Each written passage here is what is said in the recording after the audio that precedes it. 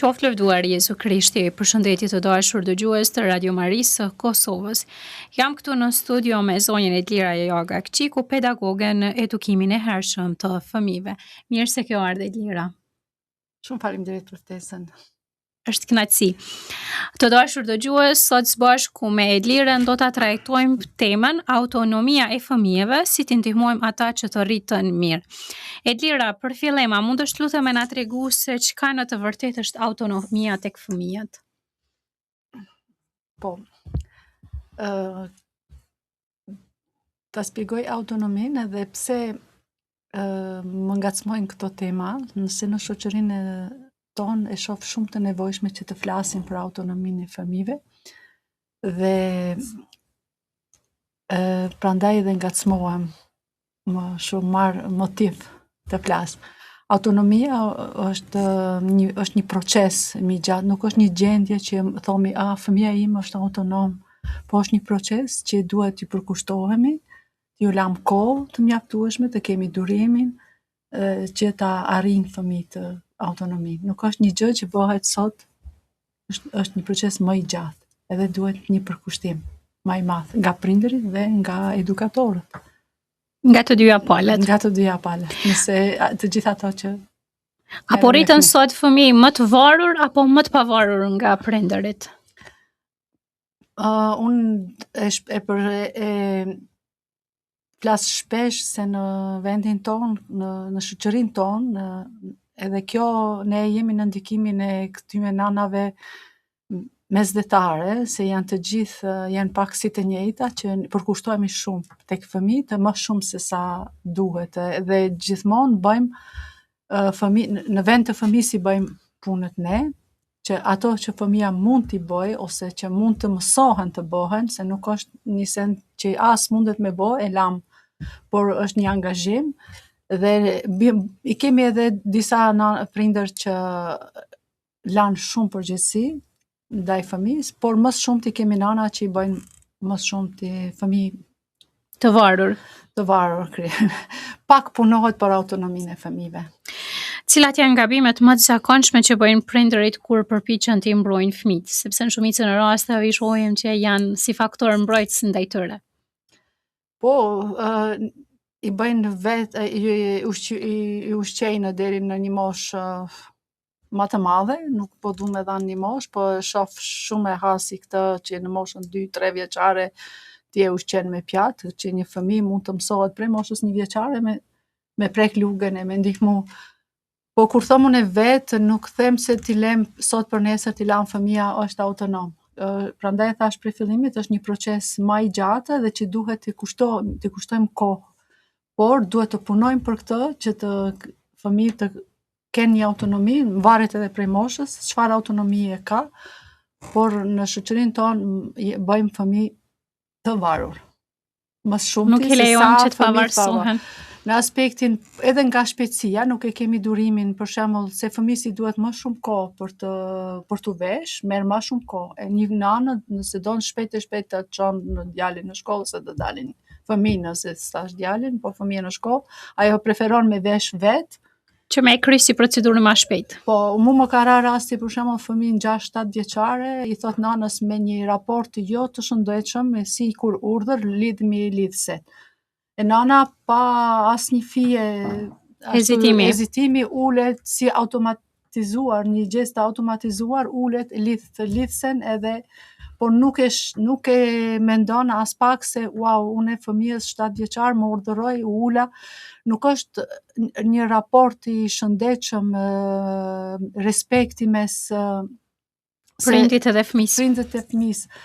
Se bohemi disi shërbetor të fëmijëve tanë, e nuk i shërbejnë fëmijëve në moshë më të rritur kjo. Prandaj është shumë e rëndësishme të flasim për autonominë si proces tek fëmijët për një rritje të mirë.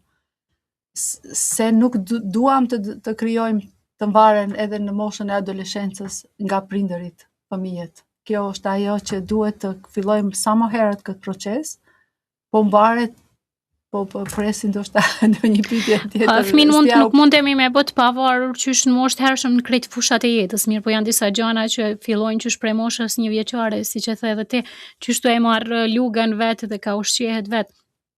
Mirë po, e përmende që është proces edhe prindit gjithmonë duhet me qenë afër me ndihmu. Elira, dëshiroj me ta bëj një pyetje. Po, patjetër. Ndoshta se ka mirë iniciativat për veshjen fëmijët, që fëmijët deri në moshën 4-5 vjeçare mund të veshin vetë. Ndoshta janë disa vështirësi që kërkojnë më shumë kohë, kjo pullat që të mbërthehen ose të patentat që të mbërthehen janë më të vështira, por fëmia është në gjendje të fillon këto iniciativa të veshet vetë, të veshin bluzat e... Unë e kam një shembull, unë kam punu me fëmijë 2 vjeçar, edhe fëmijë 2 vjeçar, për shembull, i kam kërku përgatitjen e gjumit të mbasdites, tham, i hekim pantuflet, por fëmia, në mënyrë gjithmonë të flasim në mënyrë dashamirësie, nuk duhet të jetë e ripërsëris këtë që të jetë si urdhër. Komunikimi me fëmijë duhet të jetë dashamirës. E njëri më thotë, unë nuk di me zbath, në thamë, a ke dëshirë ti, unë të tregoj si me zbath pantuflen, edhe ja tregoj pak procesin, si bëhet, edhe herën tjetër nuk më pyet më se si duhet me zbath pantuflet ose çorapat ose kështu. Sepse fëmijët janë shumë kurreshtare dhe absorbojnë gjithçka kur shohin të rriturit, çfarë bëjnë. E sidomos kur ju jep pavarësi aty në mi bë gjanat vetë. Në këtë moshë kemi shumë të theksuar që fëmijët duan të bëjnë vetë, edhe ju thuan prindërve, unë dua ta bëj vetë, unë dua ta bëj vetë. E përkundër kësaj kemi disa prindër që insistojnë atë anën amnore, me shfaq më shumë se sa duhet. Elira, pikërisht në këtë pikë deshta me u ndërlidh. Si mund ta dallojmë kur jemi duke ndihmu fëmijën edhe kur jemi tu e pengu zhvillimin e tij? Por nëse një fëmijë mund ta mësoj një gjest, domethënë për shembull e folëm më shumë për veshjen, por edhe gjatë ushqyerjes, domethënë të flasim pak për fëmijët 5, 6, 7 vjet. Rriten përgjithësitë, rritet fëmia, nuk mundemi të jemi e dëmtojmë kur i bëjmë punët në vend të atij. Nëse ai arrin me i bë vetë, ne është i aftë edhe mund t'ja mësojmë, se nuk mundet ai me ditë nëse ne nuk ja kemi mësu, por atëre dëmtojmë nëse i bëjmë punët në vend të fëmijës. Ne vazhdojmë, insistojmë t'ja lidhim këpucët, insistojmë t'a veshim, insistojmë t'a ushqejmë, po jo, fëmia 2, 3, 4 vjeçar mundet mi bëhe vetë. Është në gjendje nëse ti ja lejon ai han vetë. E në këtë aspekt e dëmton zhvillimin e tij. Se autonomia është një nxitje për zhvillimin e fëmijës. Sa është e rëndësishme që fëmia qysh moshë të hershme të përballet vetë me vështirësi? Një rast që ne na vjen në mënyrë instinktive, një fëmijë rrëzohet. Edhe ne me një herë mundohemi me kap edhe me ndihmu. Por nëse ne afrohemi afër ti, po e di, po të kuptoj, je lëndu, je rrëzu, ti provo tash me uçu. Pa e prek ti fëmijën, do me thanë, ajo është një vështirësi e parë e ti, se në moshë e hershme vështirësit janë të vogla, por edhe autonomia është e vogël, si të thamë, gjithmonë të përshtatemi me moshën. Ta kuptojmë fëmijët, atë gjendjen emocionale që e ka fëmija se është rrëzuar, por në të njëjtën kohë afrohemi ti mundesh më uçu edhe vetë, po të kuptoj, je lëndu, edhe ai merr një... Vetëm nëse ka ndonjë lëndim shumë të rënd, pastaj normal kuptohet që duhet edhe... Jemi më të gatshëm ta çojmë vetë, ose se sa të lajmë fëmijën të çohet vetë. Elira, me qenë se jemi duke trajtu temen autonomisë tek fëmijët, a duhet i lëmë fëmijët marrin vendime vetë edhe në rastet kur e dim që munden me gabu? Kjo pak, nuk e di, a ke fjallën për adoleshencët, apo... E kam ma shumë fjallën për fëmija 10 deri në 14 vjetë. Po... Sepse shumica për tyre konsiderojnë vetën si ma të rritun edhe që janë gjendje me marrë vendime dhe pa mendimin e prindërve. Jo, pa mendimin e prindërve në këtë moshë nuk mundem të thomë, po edhe se janë disa lloj, ne ndoshta nuk i ndam autonomitë, janë disa lloj autonomisht, nuk jemi duke thënë vetëm për këto veprimet fizike, ajo është edhe autonomia emocionale, ose ndonjëherë të vendosin vetë për gjëra të vogla, të zgjedhin çfarë rrobash të veshin, të zgjedhin çfarë libër të lexojnë. janë disa llojet autonomisë edhe veprime që prekin edhe anën emocionale të fëmijëve. Unë duhet ta theksoj edhe të them disa herë se një autonomi është gjithmonë e shoqëruar. Do me thënë nuk mundemi edhe veprimet e fëmijëve të jenë pa miratimin e prindërve. Një autonomi duhet të jetë e shoqëruar. Ajo maturohet, si thonë, arrihet vetëm kur është një proces më i gjatë, edhe atëherë kur fëmia është e sigurt, ti si prind e ke intuitën ta kuptosh fëmijën se ai është i sigurt të vepron ashtu. Por në këtë moshë të pa miratimin e prindërve, unë mendoj që duhet të bisedohet, edhe prindi të arrin ta beson fëmijën e vet. Por jo në aspektin pa e biseduar me prindërt se është ende një moshë e hershme, nuk e di për çfarë vendime mund të bëhet fjalë, por ka vendime shumë të rëndësishme në jetë, edhe nuk mendoj që bëhen pa miratimin e prindërve, por edhe në autonomi ka disa prindër që ky proces nuk sforcohet, duhet shumë të respektohet ritmi dhe se edhe nuk duhet të krahasohet, se fëmia i tij në këtë moshë e bën, po fëmia im nuk e bën. Kemi thënë disa herë që krahasimet janë të dëmshme, absolut jo të krahasohet me tjerë, se çdo fëmijë është unik. Këtë moto e mbaj edhe do të vazhdoj të them që çdo fëmijë është unik, edhe çdo fëmijë ka ritmin e tij. As nuk sforcohet, por gjithmonë përcjellet, shoqërohet autonomia. Këto fjalë që dua t'i jap janë shumë të rëndësishme. Për shkak se edhe në familje, vëllau me motrën që rriten me një ambient të njëjtë, nuk munden me qenë të njëjtë, e lere më të krahasohet me një fëmijë tjetër. Kështu që nuk duhet të kërkojmë diçka prej fëmijës nëse i dim aftësitë e tij ose të saj. Sa është, po mendoj, a është më i dobishëm një prind që është më i rrept ndaj fëmijëve apo një prind që është pak më i butë? Në të dyja rastet përsëri më duhet ta përsëris, në të dyja rastet janë të dëmshme. Prindët autoritar i lanë fëmijët pak të mbrapa në aspektin e marrjes të vendimeve që kur ato duhet të rriten, kur ato do të jenë të rritur, por edhe një prind që nuk është i përkushtuar, dashamirësia nuk është e keqe, por duhet të jesh i prerë si prind. Edhe që duhet të japish një rregull që e ka një kufi, kur herën e kaluar kemi folë për kufit, është shumë e rëndësishme. Një prind duhet të jetë i respektuar nga fëmia, se shpesh shoh prindërit bëhen shumë të vegjël, bëhen krejt të vegjël, përulen para fëmijës. Nuk është e nevojshme kjo. Prindi duhet të jetë i respektuar, por edhe personalitetin e fëmijës duhet ta respektojmë. Një marrëdhënie prind-fëmijë ose edukator-fëmijë nuk duhet të jetë nga shpërsia, nga autoriteti, por duhet të krijuar me respekt, shumë respekt, se me të vërtet kur shoh ndonjëherë që kërkojnë fëmijët, ma sjell një gotë ujë, ose edhe të rritur, më thonë nana, unë u ktheva prej punës e lodhun, djalin 20 vjeçar pret prej nanës të lodhun të bën drekën. Më vjen keq,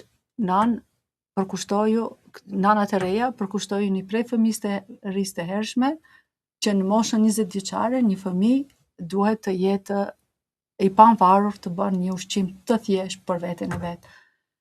Ndoshta edhe duhet ta cekim se ne kemi rritje i bëjmë vajzat i bëjmë ndoshta më të pavarura e djemt i lam më të mvarur nga në shoqërinë tonë shumë e theksuar kjo, edhe më vjen shumë keq që t'ju them të gjitha nënave që këtu dallim të mos bëjnë djalë apo vajzë. Të dy duhet të jenë të përgatitur për jetën. Domethënë pa dallime, edhe një djalë duhet të jetë i përgatitur për jetën, edhe një vajzë. Unë s'kam pas vajzë, por tash jam një nanë e përmbushur, kur shoh që djemtë e mi përgatisin vetë kur ato kanë nevojë ose edhe kujdesen për gjëra të tjera në mënyrë të pavarur krejt. Por të gjitha gjërat kujdesen, jetojnë vetë edhe shumë e lumtur. Ne dëmtojmë shumë në aspektin që sidomos djemtë i ruajmë shumë. Më shumë se sa vajzat. Po, i ruajmë shumë. Vajzat i përgatisim se duhet të martohen, por djem, Por edhe djemt martohen. edhe kështu djemt martohen, që duhet edhe të vajzat e tipojnë. sodit nuk tolerojnë ma këtë. Ndoshta më edukim. herët mundë me arsyetu për faktin se vajzat nuk janë shkollu, për fat të keq. Vajzat nuk kanë punu, kanë qenë kredite në shtëpi, ndërsa djemt edhe janë shkollu edhe kanë punu. Mirë, po sot janë të barabartë. Edhe vajzat bile studiojnë më shumë se sa djemt edhe punojnë më shumë, kështu që janë të barabartë edhe në familje. Po. Edlira, një fenomen që po e vrej jashtëzakonisht shumë tek familjet shqiptare kryesisht, na po e dim që teknologjia çdo ditë më shumë është duke evolu edhe më tepër. A jemi duke i bë fëmijët shumë të varur prej teknologjisë, por së bashku me ndihmën e prindërve? Po, fatkeqësisht po hasit sa herë jem jashtë ose në familje, ose nëse don nana të bën një bisedë me dikën është shumë e lehtësisht ja jep telefonin, ose ushqyerja që bëhet përpara një tableti. Janë do rregulla që tash po i ndëgjoj se po flitet edhe në shoqëritë tjera, flitet shumë për përdorimin e teknologjisë dhe ato ndalojnë një telefon t'ja japin fëmijës deri në moshën 5 vjeçare, vetëm ta shiqon të bën loja. Kjo është ajo që është një masë e caktuar, nuk mundemi krejtësisht i largohemi teknologjisë, por një masë e caktuar 20 minuta, po jo fëmijëve 2-3 vjeçar, po flas pak më të rritun, 5 vjetë e më tutje, po jo me orë të tëra para një tabletin, dëmton sytë, dëmton sistemin nervor, varësi krijojnë ndaj teknologjisë, nuk munden me ndejt pa teknologji, bëjnë kriza fëmijët nëse nuk arrin të kenë. Mund ka rasti personalisht me pa fëmijë që për shkak të përdorimit të tepërt të teknologjisë kanë pas të ngesur edhe në të folën. Për shkak se fëmia lidhet non-stop vetëm me telefonin, duke shiqur video dhe nuk ka kontakt komunikimit me dikën tjetër, edhe pastaj vështirësitë veç se janë të më teksume. Edhe shumë e vërtetë është edhe kjo të folurit e më të vonshëm, teknologjinë, kujdes teknologjisë, me të vërtetë. Sepse vetë jemi duke i bërë varur prej teknologjisë. Të themi që është alarm. Vërtet është alarmante, sepse një fëmijë i vogël nuk e din çka është telefoni, edhe është prindja i pari që ja ekspozon edhe e mëson. Se mundohet me bë diçka tjetër edhe në kompenzim po ja lën telefonin ose një tablet ose edhe një kohë të gjatë para televizorit, edhe kjo është e dëmshme sidomos për sytë e fëmijëve. Unë ka shumë vite, nuk e them këtë tash, por mund të them udhëtonja prej Zvicrës në Prishtinë, para 10 viteve mund të jetë. Një nanë e re, fëmija shqetësohet në aeroplan, se është një emocion i veçantë aeroplani, ajo ngritja në shkakton diçka te fëmijët, edhe nana ishte ulur afër meje, ja dha telefonin fëmijës, ai fëmija ishte 1 vjet e gjysmë ndoshta. Edhe unë i thash, unë nuk mund ta me udhëru, thash, po pse po ja jep telefonin, është shumë i vogël ki. Po tha të rinë pak qëtë më vjen kesh që po bën zhurmë. Thash, ma mirë në të bën zhurmë se sa po ja jep telefonin. Një qare fëmijës nuk duhet i pengoj askujt edhe në aeroplan. Është shumë e natyrshme. Ajo është fëmijë edhe kuptohet që ka me qajt, ka me qesh, kështu që janë. Pra, unë jam shumë kundër teknologjisë. Edlira, çfarë duhet të bëjë një prind kur fëmia refuzon me i bë gjanat vet? Po, edhe kjo është shumë e vërtet që fëmia refuzon, por prindëri duhet ta gjejë mënyrën e butë, nuk e them të butë, të përulur, por të dashur. E ka disa mënyra për të nxit një fëmijë për të filluar, se diçka e lexova edhe është shumë e vërtet. Maria Montessori thot se ajo ka qenë ndër të parat mjeke ose pedagoge që ka fol për autonominë e fëmijës. Se thot një herë të bëjmë ne me fëmijët, pastaj fëmijët me ne, e pastaj fëmijët vetë. Prandaj është proces që ti e ndihmon ngadalë. Nuk është me urdhra bëne këtë, por unë po të ndihmoj, unë po ta veshi një në çorap, ti e vesh tjetrën. Unë kam pas për shembull me i rregullu lodrat në mbarim të një loje, duhet i rregullojmë lodrat, i fusim në një kuti. e fëmijët, nëse ju thom unë, hajde tash ta rregullojmë, ti mbledhim lodrat, ato asnjë nuk vishin. Nëse unë ulesha në lartësinë e tyre, thash këtë mundesh, ja jep një lodrën, këtë mundesh me shti në kuti. Domethënë kjo është një inicim i duhet t'i ndihmojmë, por jo me vrashtësi e me ashpërsi. Drejt autonomisë duhet të shkojmë, por ne prindërit, ne të rriturit, është puna jonë të afrojmë fëmijën, fjalorin që përdorim, janë shumë faktorë. Që duhet me pas kujdes, sepse gjithçka ndikon zhvillimin e fëmisë. Gjithmonë ne me fëmijët, ata me ne, edhe pastaj fëmijët vetë. Edhe kemi fëmijë të mbarur shumë edhe anën emocionale, duhet të punojmë edhe me anën emocionale, se kemi fëmijë të rritur që nuk shkojnë në studime jashtë, vetëm unë s'mundem të ndahem nga prindërit, kjo është shumë e gabuar, nëse ti nuk ja ke nisë prej fëmijërisë të hershme që ai fëmijë do të rritet, nuk do të jetë fëmijë më, do të jetë. Ose mundet me qenë edhe gabimi tek prindi që thotë nuk mundem unë me lënë fëmijën vetëm. Duhet me mësu fëmijën. Me mësu edhe me besu pastaj. Është shumë e rëndësishme të besohet edhe duhet një durim për të arritur fëmia pavarësinë. Edlira, nëse mund të kthehemi pak në fëmijërinë tënde. A keni qenë më të lirë apo më të izoluar se sa fëmia sot? Edhe nëse kishe mund me bë një krahasim, çka kishe rekomandu për kohën e sotit? Që ka qenë e mirë në fëmijërinë tënde? Unë fëmijërinë time e di që më ka udhëzu mama ime, më ka udhëzu shumë në gjërat që bëj, prandaj edhe kam qenë e pavarur, po emocionalisht kam qenë shumë e varur, prandaj po flas shumë për anën emocionale, se unë kam qenë e varur nga ana emocionale. Më thanë kur unë jam largu prej Dibrës për të ardhur në Prishtinë, ka qenë e diskutuar, unë s'mundem të ri këtu, duhet t'i la studimet. Por ajo lufta me veten që do t'ja ri. Atëherë nanat janë dhënë pas punëve të shtëpisë më shumë, edhe ndoshta kanë leju këtë pavarësinë e fëmijëve në mënyrë instinktive, ndoshta jo shumë të programuar, të shoqëruar siç e them unë, por kanë qenë më shumë. E tash i rrim më shumë afër fëmijëve ndoshta edhe ndëmtojmë në këtë aspekt. Nuk di më shumë të flas, por e di që mund t'i bëjmë të mbarur emocionalisht më shumë. Atëherë kemi vepru kështu. A mendon që prindërit shqiptar janë shumë mbrojtës ndaj fëmijëve? Janë më shumë se sa duhet mbrojtës, po, edhe deri në një moshë të vonshme. Ne mbrojmë fëmijët, ne flasim në vend të fëmijëve, edhe në moshë të rritur. Fëmijët tash i kemi të zgjuar. Po ta jap një shembull konkret. Unë ndihna shumë mirë. Kur shkoj për shembull, nuk jam mirë me shëndet, shkoj te mjeku, ndina shumë mirë nëse flet mama ose babi jam te doktori, se ndina shumë më e sigurt kur flasin këta për mua se çfarë sëmundje kam se sa me fol vet. Jo që nuk e di, po jam mësuar në atë mënyrë që gjithmonë më u shoqëru prej prindve kur shkoj te mjeku. Po, se më duket që kam për fëmijërisë të hershme, ato kanë po në vendin e tij.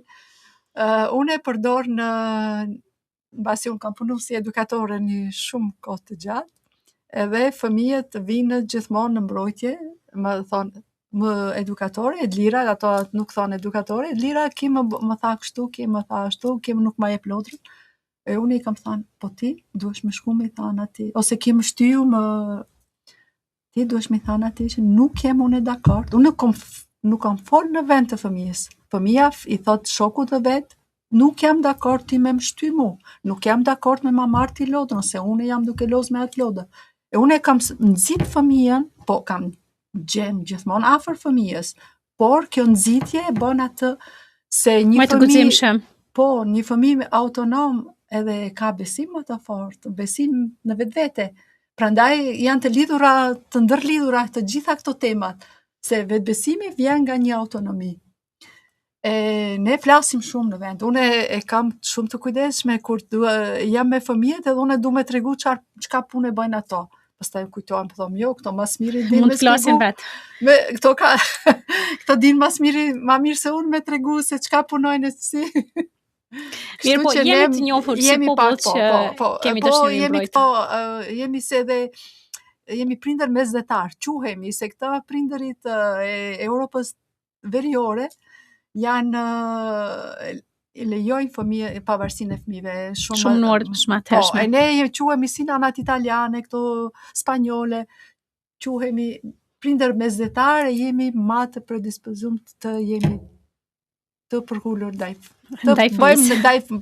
e kam pas një rast edhe këtë shembull du me tregu, por nuk prandaj një nanë spanjole e kam pas shumë të përkushtuar. E tha djali im po zgjohet tha në mes të natës se unë duhet më thot kam uri.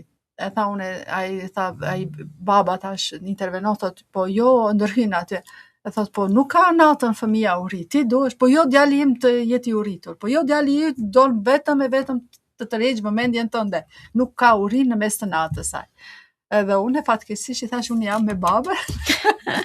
Nuk e ke mbroj qëndrimin e nanës. Po për shkak se vetëm kërkon vëmendjen edhe varësinë nga ti edhe në mes natës gjohet, po ai fëmijë në mes natës nuk ka nevojë të ushqehet. Po. E këto nanat mesdhetare i kanë këtë mbrojtjen pak të ma të theksume po. Ndaj fëmijëve. Edlira, për fund, cila është një këshill e jotja për prindërit që të rrisin fëmijë të pavarur? Apo më autonom? Më autonom, po të fillojnë shumë herët, edhe që thash është një proces i gjatë, duhet të jenë konstant, të qëndrueshëm, të kenë durim, se një fëmijë nuk mësohet sot për nesër, të hanë vetë, të vishet vetë, por një proces më i gjatë edhe të kushtoni, jep një kohë më shumë, një përgatitje për shembull që nëse i veshni ju vetë, ata të duan 10 minuta, fëmijësi duan 20 minuta, merrni kohë të jetë më e gjatë, por që fëmin ta shoqëroni të veshet vetë, të hanë vetë, e pastaj kur shtrohet tavolina të jenë pjesëmarrës edhe fëmijët, të mdojnë një pjatë, të hekin një pjatë, të ndihmojnë, të jenë më afër asaj përgatitjes ushqimore, se jo se vetëm në tavolinë krejt të gatshme vjen fëmia, pastaj ai nuk e ka më nocionin e ushqimit, e gjithmonë pret prej të tjerëve. Por ti bëjmë pjesë të jetës tonë fëmijët, dhe kjo është ajo që fitohet autonomia. Do me thanë, në kuzhinë mos i leni fëmijët shumë herët, 12-13 vjeçar, të jenë të përgatisin vetë pandimen e prindit. Munden të marrin prej frigoriferit diçka, në atë moshë fëmia, po jo të jetë vetëm vetë në kuzhinë, të jetë gjithmonë nën përcjelljen e prindërve, që më vonë të krijojmë të rritur të pavarur. Janë gjëra shumë të vogla, po dal nga dal, se autonomia është graduale. Hap pas hapi, jo një gjë që bëhet. Dhe efektet e saj janë më të vonshme pastaj. E gjithmonë, gjithçka që bëjmë në fëmirinë e hershme, do t'i shohim fritet e saj më vonë. Në adoleshencë ose në të rritur, adulte. Edlira, unë të falenderoj shumë që gjithmonë gjen kohë për dëgjuesit e Radio Marisë së Kosovës me trajtu tema të cilat janë mjaft aktuale edhe shumë të domosdoshme për prindërit që sot përballen me shumë sfida në edukimin e fëmijëve të tyre. Unë një falënderim të madh e kam për ty dhe për Radio Marinë, dhe jam shumë e lumtur që kjo është një pikë ujë në këtë oqeanin, e di që ti shërbej dëgjuesve të Radio Marisë. Mirë, po për ta është një punë shumë e madhe që po e bën për shkak se po i ndihmon më shumë se si ata të jenë prindër më të mirë dhe më të përkushtuar, edhe t'i bëjnë gjëra që ndoshta e kanë gjithmonë atë ndrojtën, a jam duke vepruar mirë, a jam duke edukuar fëmin në mënyrën e duhur. Kështu që të falenderoj mirëzakonisht. Pikërisht edhe këtë e pata unë ndërmend, se donjëherë jo nga informimi keq ose mos informimi hezitojnë t'i bëjnë. Sidomos prindërit e ri i kanë më shumë të këto sfida se është ndoshta fëmia i parë dhe nuk e din a janë duke arrit qëllimin tuaj eduku fëmin në mënyrën e duhur. Po, shumë faleminderit. Faleminderit shumë.